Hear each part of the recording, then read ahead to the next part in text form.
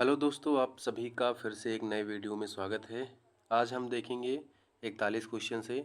Channel पे नए हैं तो चैनल को सब्सक्राइब कर दीजिएगा, वीडियो को लाइक कर दीजिएगा।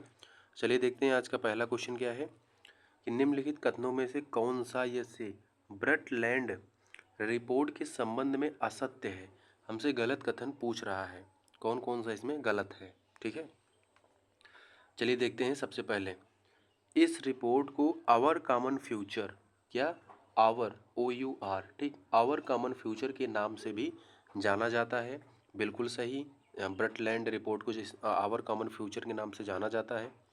इसे वर्ष 1987 में जारी किया गया था, ये भी सही लिखा गया है। इस रिपोर्ट में पहली बार ओजोन परत संरक्षण की संकल्पना को सम्मिलित किया गया था। देखो, इस रिपोर्ट में पहली बात तो जो है इसमें ओजोन परत संरक्षण का नहीं बल्कि सतत विकास की संकल्पना को सम्मिलित किया गया था। सतत विकास संकल्पना को सम्मिलित किया गया था। ऑप्शन नंबर जो इसमें 3 दिया गया है वो गलत है और पूछ रहा है इसमें असत्य कौन सा है, तो असत्य ऑप्शन नंबर से इसका राइट आंसर हो जाएगा। चलिए देखते हैं नेक्स्ट क्वेश्चन क्या है। नेक्स्ट क्वेश्चन में एक तरफ जो है अभिकथन ए दिया गया है और उसका कारण आर में बताया गया है। अभिकथन ए में दिया गया है कि बलुई मिट्टी में केशिका क्रिया न्यूनतम होती है। बिल्कुल सही। जो बलुई मिट्टी होती है उसमें केशिका का जो क्रिया होती है वो बहुत ही ज़्यादा न्यूनतम होती है। जिस मिट्टी का जो रंध्र होता है जितना छोटा होता है उसमें केशिका क्रियाएं उतनी प्रभावी होती हैं। मतलब मिट्टी का जो रंध्र होता है जितना छोटा होता है उसमें कोई केशिका क्रिया उतनी प्रभावी होती हैं, और जिस मिट्टी का रंध्र बड़ा होता है उसमें केशिका क्रिया न्यूनतम होती है। इसलिए जो चिकनी मिट्टी होती है उसमें केशिका क्रिया जो होती है वो प्रभावशाली होती है, लेकिन बलुई मिट्टी में न्यूनतम होती है। कारण क्या बता रहा है कि बलुई मिट्टी का रंध्र बड़ा होता है। बिल्कुल सही। बलुई मिट्टी का रंध्र बड़ा होता है इसलिए इसमें केशिका क्रिया न्यूनतम होती है। वहीं अगर आप बात करेंगे कि क्या बोलते हैं उसको, चिकनी मिट्टी, तो चिकनी मिट्टी में जो केशिका मतलब रंध्र होता है वो छोटा होता है और केशिका की जो क्रिया होती है वो प्रभावी होती है। क्लियर। यानी कि इसमें दोनों ऑप्शन सही हैं और कारण इस बता रहा है, तो ऑप्शन नंबर ए इसका राइट आंसर हो जाएगा। चलिए देखते हैं नेक्स्ट क्वेश्चन। केप अगुल हास के संबंध में निम्न कथनों पर विचार कीजिए। केप अगुल हास। क्लियर। यह दक्षिण अफ्रीका के दक्षिण अफ्रीका के वेस्टर्न केप में स्थित एक चट्टानी क्षेत्र है। बिल्कुल सही है। जो केप अगुल हास है वो दक्षिण अफ्रीका के वेस्टर्न केप में स्थित एक चट्टानी क्षेत्र है। यह हिंद महासागर एवं अटलांटिक महासागर को पृथक करता है। ये भी सही है, क्योंकि एक तरफ जो है, जैसे मान लीजिए ये अफ्रीका का कॉन्टिनेंट की अफ्रीका का महाद्वीप है, तो इस तरफ पड़ता है आपका हिंद महासागर और इस तरफ पड़ता है आपका अटलांटिक महासागर। तो केप ऑफ अगुलहॉप मतलब केप अगुलहास जो है वो यहीं पर पड़ता है, और ये क्या करता है, ये हिंद महासागर को जो है अटलांटिक महासागर से अलग करता है। क्लियर। पृथक मतलब करता है, अलग करता है। ठीक। और ये कहाँ, वेस्टर्न केप पर स्थित एक चट्टानी क्षेत्र है।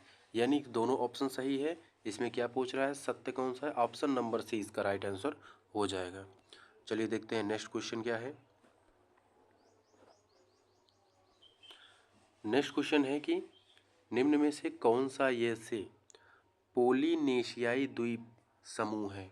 पोलिनेशियाई द्वीप समूह है। देखो, जो ताहेती है, ताहेती और समोआ, देखो है इसमें, यस, ताहेती है और कि जो है ये समोआ समोआ ये पॉलिनेशियाई द्वीप है। ताहेती और जो समोआ है ये पॉलिनेशियाई द्वीप है। लेकिन अगर हम इसके अतिरिक्त भी देखेंगे तो इसमें और भी हैं, जैसे कि कुक हो गया, सोसाइटी हो गया, लाइन हो गया, टोंगा हो गया, ये सब भी जो है पॉलिनेशियाई द्वीप हैं। कौन कौन, तो कुक हो गया, सोसाइटी, लाइन, टोंगा, ताहिती और समोआ, ये सब पॉलिनेशियाई द्वीप हैं। देखो, अब आपको इसमें एक चीज़ और समझना है कि मार्शल क्या है। तो ये जो मार्शल है, मार्शल जो है माइक्रोनेशियाई है। माइक्रोनेशियाई।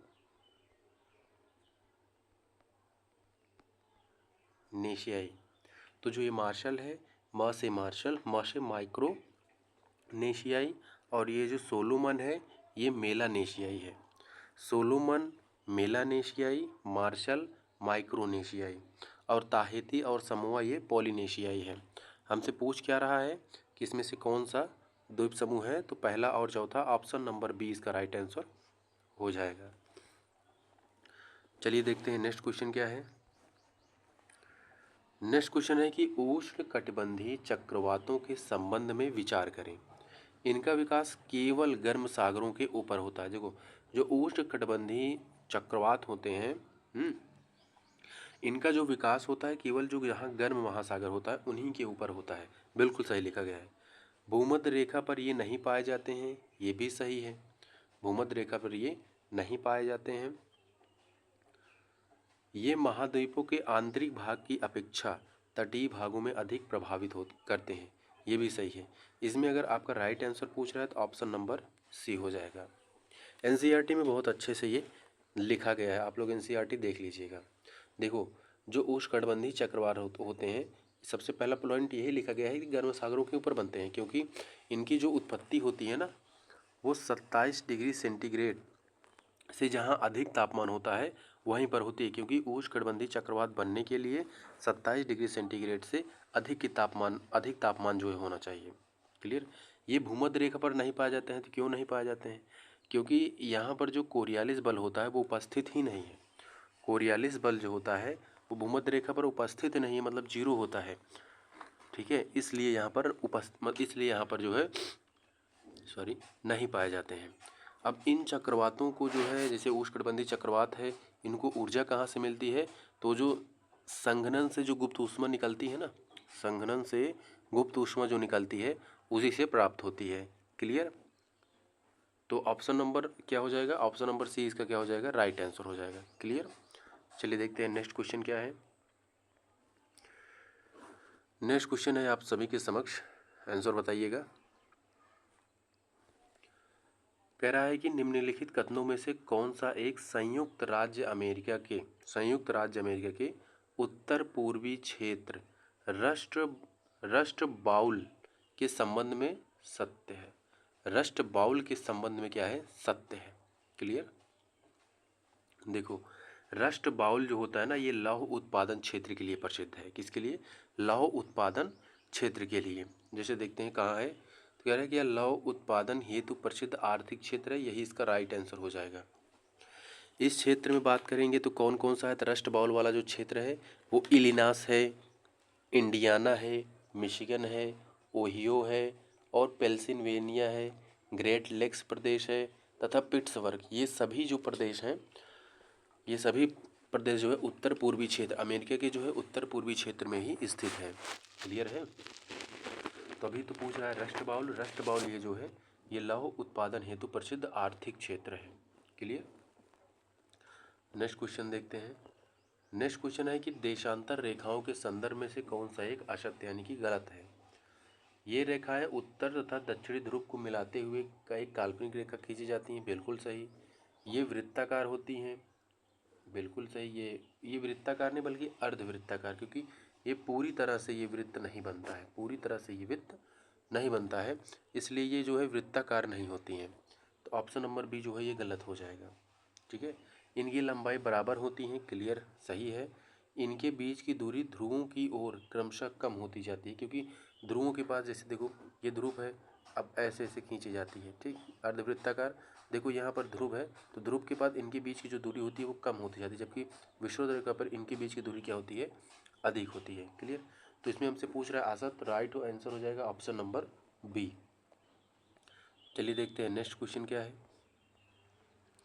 नेक्स्ट क्वेश्चन है कि अनुकूलतम जनसंख्या सिद्धांत के अनुसार किसी देश की अनुकूलतम जनसंख्या वह जनसंख्या होती है जो उपलब्ध संसाधन, पूंजी व वर्तमान प्रविधि की स्थिति में, आगे डैश लिखा है।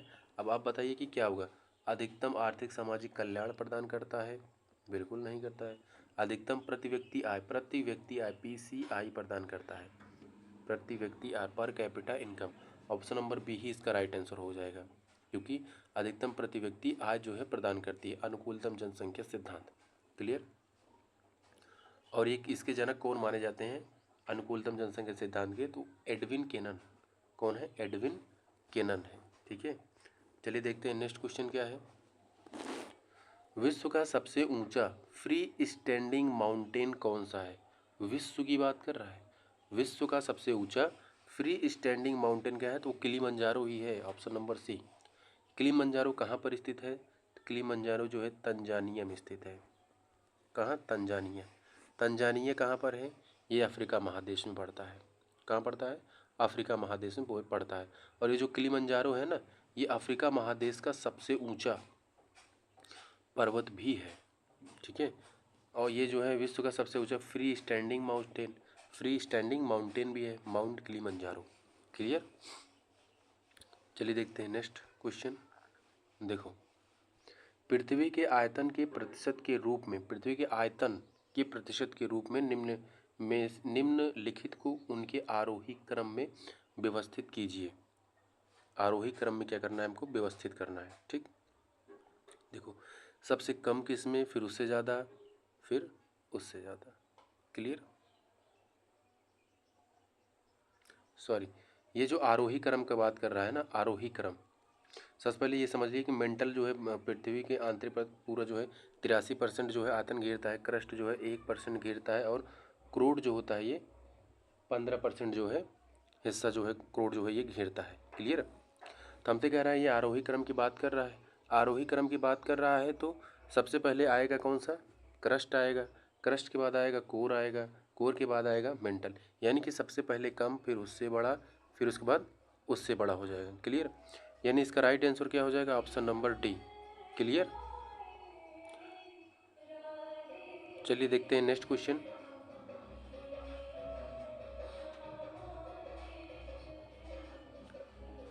नेक्स्ट क्वेश्चन है कि निम्नलिखित युग्मों में से कौन सा एक सही सुमेलित नहीं है?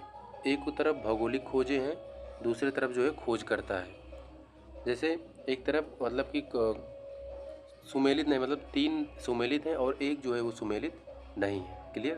देखो, ग्रहों की गति का नियम केपलर ने दिया था, बिल्कुल सही। सौर मंडल की खोज कॉपरनिकस ने दिया था, ये भी सही। केप ऑफ गुड होप की खोज कोलंबस ने किया था। देखो, केप ऑफ गुड होप की खोज कोलंबस ने नहीं बल्कि वास्को डिगामा ने किया था 1498 ईस्वी में। ठीक है। उत्तरी ध्रुव की खोज रॉबर्ट पिपरी ने किया था। इसमें ऑप्शन नंबर क्या हो जाएगा? सी सही हो जाएगा, क्योंकि केप ऑफ गुड होप की खोज 1498 ईस्वी में वास्को डिगामा ने किया था। क्लियर। क्लियर। चलिए देखते हैं नेक्स्ट क्वेश्चन। नेक्स्ट क्वेश्चन है कि इस तरफ स्थानीय पवन है, दूसरी तरफ उसका क्षेत्र है। स्थानीय पवन, और वो स्थानीय पवन किस क्षेत्र में पाया जाता है? वो जैसे काराबुरान, ये मध्य एशिया में पाया जाता है। टेम्पारोल, ये मध्य अमेरिका में पाया जाता है। सिस्टन, ये पूर्वी ईरान में पाया जाता है। सीमूम, ये अरब रेगिस्तान में पाया जाता है। तो ए का थ्री यही है, ऑप्शन नंबर सी इसका राइट आंसर हो जाएगा। ठीक। चलिए देखते हैं नेक्स्ट क्वेश्चन क्या है।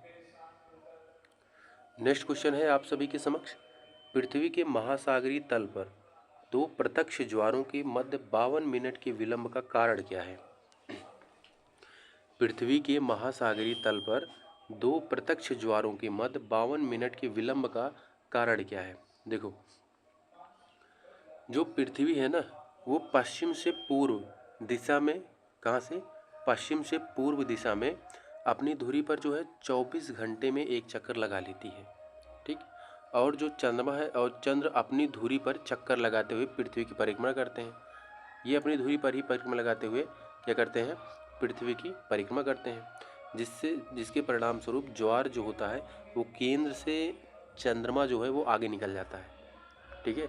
तो ज्वार जो होता है वो केंद्र को चंद्रमा के बराबर पहुंचने के लिए 52 मिनट का समय लगता है। ठीक है। कितना? 52 मिनट का समय लगता है। तो हमसे पूछ क्या रहा है कि विलंब का कारण क्या है? सबसे पहले पृथ्वी का घूर्णन और चंद्रमा का परिक्रमण, ये दोनों जो है इसका राइट आंसर हो जाएगा, ऑप्शन नंबर डी। क्या हो जाएगा? Option number D. तो 53 का हो जाएगा ऑप्शन नंबर डी, क्योंकि पृथ्वी के महासागरीय तल पर 2 प्रत्यक्ष ज्वारों के मध्य 52 मिनट का विलंब का कारण क्या है? वो पृथ्वी का घूर्णन है और चंद्रमा का परिक्रमण। क्योंकि पृथ्वी जो है अपनी धुरी पर घूमने में 24 घंटे में एक चक्कर लगाती है, और वहीं चंद्रमा जो होता है,